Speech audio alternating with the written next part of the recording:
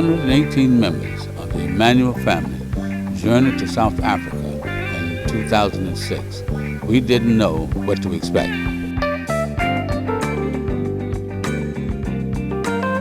We were immediately touched by the love and acceptance of our brothers and sisters from the homeland.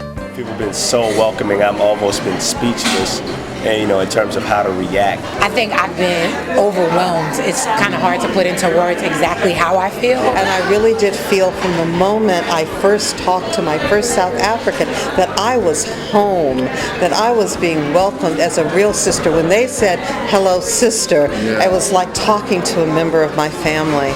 As much as we desire to show the love of Christ through service, we receive blessings and lessons from the very people we came to serve.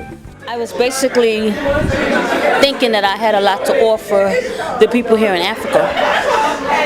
And I kind of let the media guide my thinking.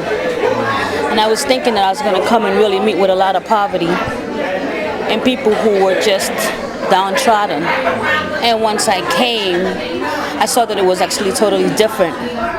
That instead of me giving to them, they gave a lot to me. The dominant theme I took away from this, it was, empowerment.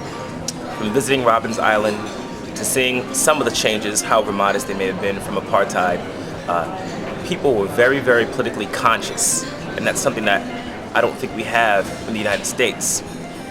From the youngest to the eldest, people were very politically aware. I imagine circumstances and hard times bring good people together, and people rose above and beyond their circumstances and their situations. The tour guide at Robben Island, who had spent 20 years there, had an overwhelming spirit of forgiveness.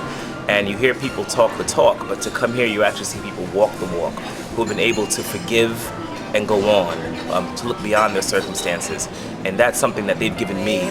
There is a hope that is in the people, the black people of South Africa, and that is a hope that I hope becomes infectious in us at EBC and just, the black community in the U.S. and the world over. So. We participated in a variety of services.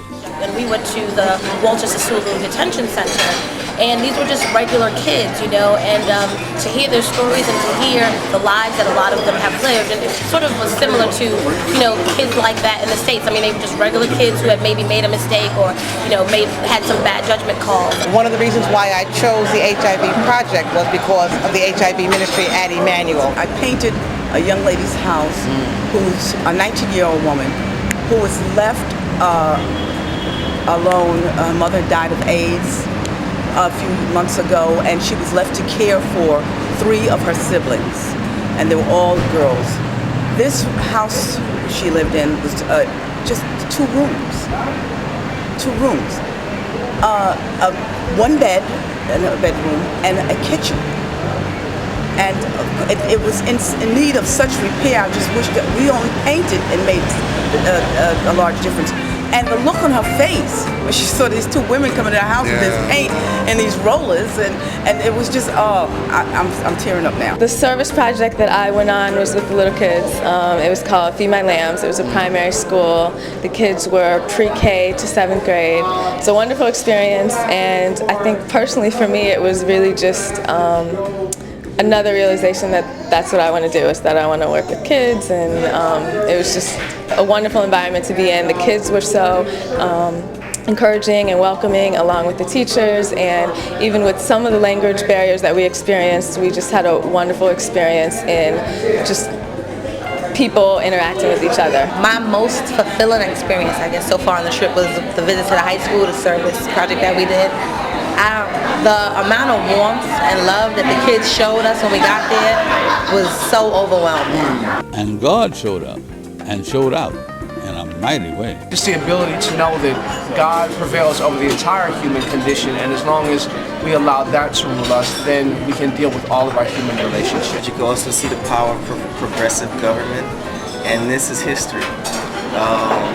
So many times when you have power changing hands between ethnic groups, there's genocide and warfare. And South Africa is 12 years into a peaceful transition. and seem to be doing something that no other group has been able to do. It's not happening in Rwanda, it's not happening in Bosnia, it's not happening in Somalia. They've managed to peacefully transfer and share power without killing each other. That's the work of God right there. I was happy at the smiles that I still saw despite the hardship and the challenges people faced. One of my service projects was to go to a juvenile facility, and here you had some children who were struggling financially and were at odds with the law.